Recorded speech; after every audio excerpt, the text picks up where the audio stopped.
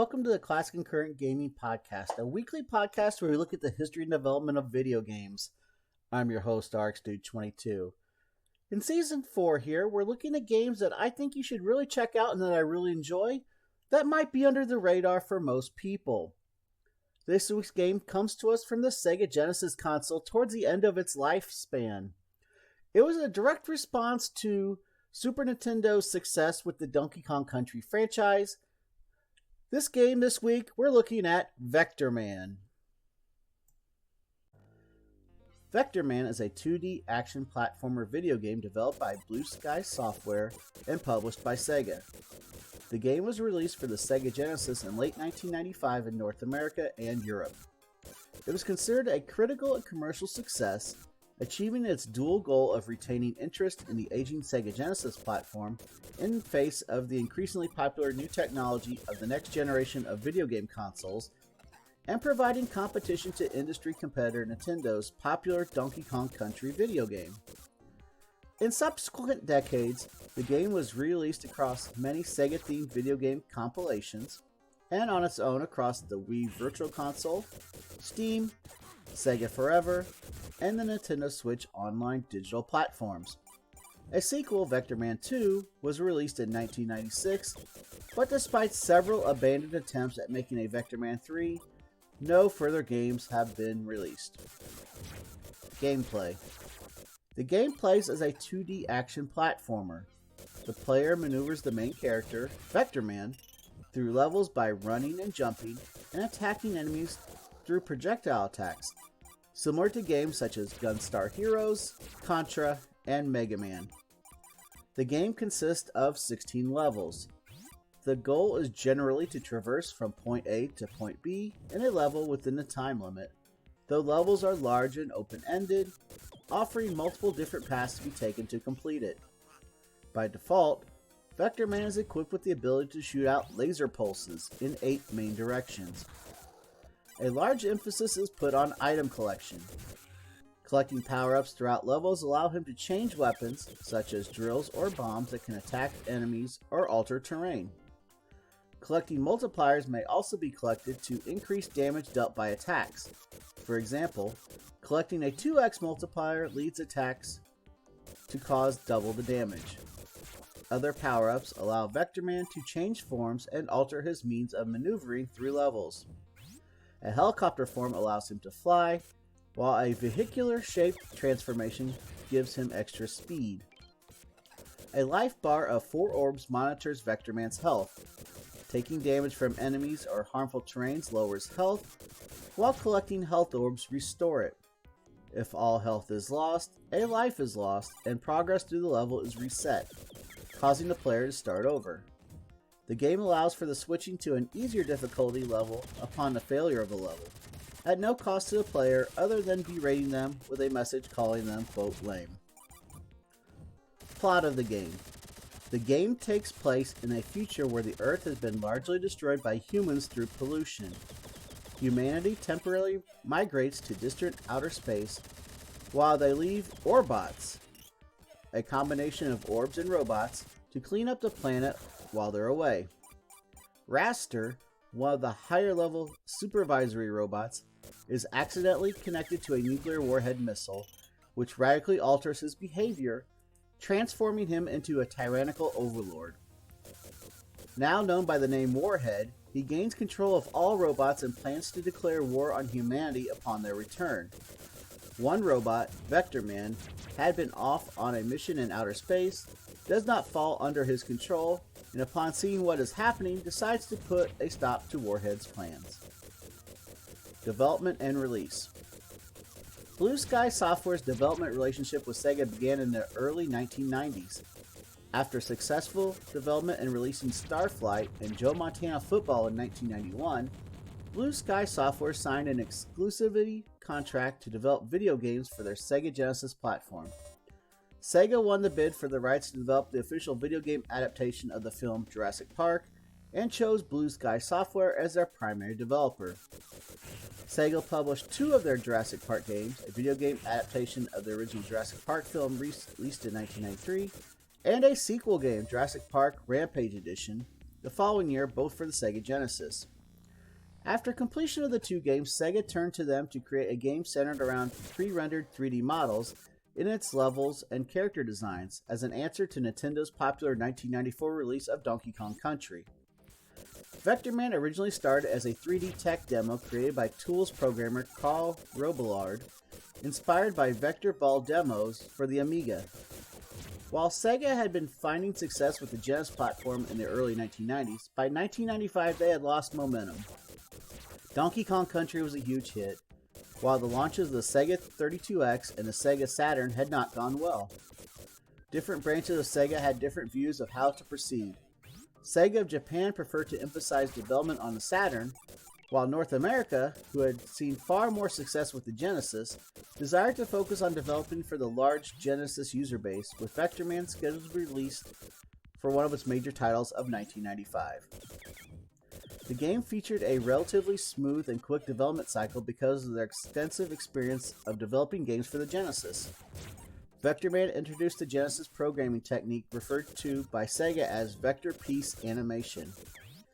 It was used to blend animations smoothly together and also enabled the game to run at 60 frames per second. Rather than a typical singular character sprite, Vectorman's body consists of 23 individual sprites programmed to move in unison. According to designer Rich Karp, Sega had very little involvement with the game until the end of development. Many ideas were tweaked and changed over the course of development. Initially, all characters were composed entirely of spheres, but as development progressed, the designers ended up using other shapes for the characters as well, feeling the characters were too abstract and lacked recognizable forms without it. The sphere-only character approach characters would have allowed for more varied perspectives and scaling, including the changing of viewpoints, but this was eliminated upon the creation of more detailed character models. With the emphasis on smooth animation, the team had worked on the idea of having more wind-up and aiming type animations while shooting, but the added delay in the action from the extra animations hampered the game's playability, and the idea was scrapped. Vectorman's character model went through many changes as well and was not finalized until late in development. The game's villain, Warhead, was originally named Raster. The dynamic of Vectorman versus Raster would have mirrored how vector graphics are the opposite of raster graphics. At least one stage was cut during development, in which Vectorman rode a horizontally aligned wicker rocket on a track, with scrolling columns used to make the rocket rotate rather than simply follow a straight path. Karp said that the level had a unique look, but was not fun to play because Vectorman could not freely explore and the lack of room to maneuver made it difficult to line up shots at flying enemies. For the moving flags on the first stage, the team referenced video footage of the flags on top of Blue Sky's building during a windy day to make the animation look believable. The game's music was composed by John Holland, a musician and filmmaker who was relatively new to video game soundtrack composing. The techno soundtrack was inspired by the works of Kraftwerk, Orbital, and The Prodigy, as well as Goa mixes. Holland attempted to create a rhythmic and most danceable electronic sound to the music, though he lamented that it was difficult to achieve the sound he was aiming for with the Genesis sound chip. The resulting soundtrack was described as slower and moodier than most platformer games from the 16-bit era. A year after the game's release, the game's soundtrack was released under the name Sega Tunes Vectorman CD, featuring higher sound quality arrangements of the songs originally aimed for by Holland. The game was released on the Sega Genesis on October 24, 1995 in North America, and on November 30th, 1995 in Europe, with a marketing budget of $12 million. The game did not release on the Genesis in Japan, and wasn't released at all until over 5 years later when it was included on the PC Windows release of the Sega Smash Pack. The game wasn't released further until the mid-2000s, after Sega became a third-party video game developer, and the game appeared on a number of Sega-themed game compilations. It appeared on Sonic Gems Collection in 2005, Sega Genesis Collection in 2006, and Sonic's Ultimate Genesis Collection in 2009. The game was also re-released on various digital download services, including the Wii Virtual Console in 2008, on Steam in 2010, and as part of the Sega Forever service in 2018. In 2019, the game was included on the Sega Genesis mini console.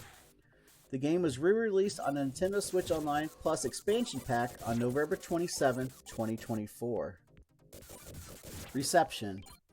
The game was a commercial success in the US, with it being one of the best-selling video games of the 1995 holiday season. Vectorman sold 500,000 copies in the US by the end of the year, making it among Sega's top-selling games of the year, though short of Nintendo's concurrent holiday, Donkey Kong Country 2, which moved 900,000 copies. Much like Donkey Kong Country series of games on the Super Nintendo, Vectorman on the Genesis was seen as a successful effort to retain interest in aging 16-bit consoles at a time when consumer interest was increasingly moving towards more advanced technology.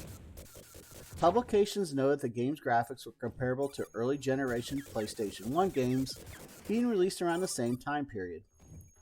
Video Games, the ultimate gaming magazine, gave the game a score of 9 out of 10, praising the graphics, describing the game variety and ingenuity as nothing short of breathtaking, and concluding that if developers kept on pumping stuff like this out, then it'll be a cold day in hell before 16-bit is dead and buried. GamePro gave it a rave review, stating that your jaw will hang open in amazement at what Vectorman does with the 16-bit Genesis engine. This platform game comes on with great guns, a morphing hero, and diverse, well-detailed levels. They also praised the simple controls, advanced graphics, and sound effects, and scored it a 5 out of 5 in graphics, control, and fun factor, and a 4.5 out of 5 in sound. Both Electronic Gaming Monthly and GamePro awarded it Best Genesis Game of 1995.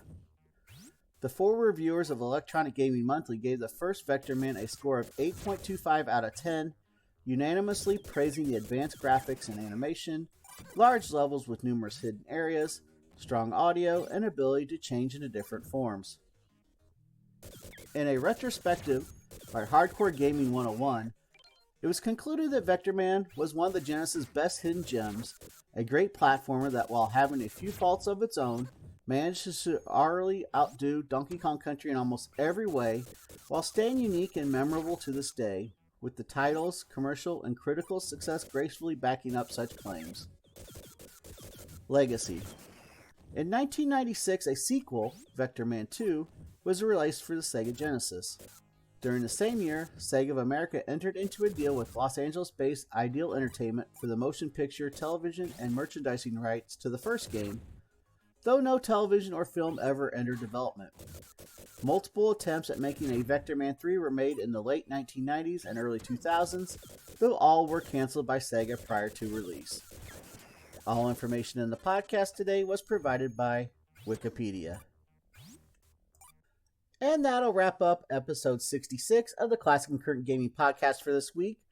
Whether you're on the go or you're chilling at home, you can check out the podcast. We have a couple different ways for you. On YouTube, you can watch a video presentation of the podcast where you listen to the podcast and actually see gameplay of the game. Or if you're on the go, of course, you can always listen to it. You can find us on Spotify or your other favorite listening channel as well. We'll be back next week with yet another amazing game.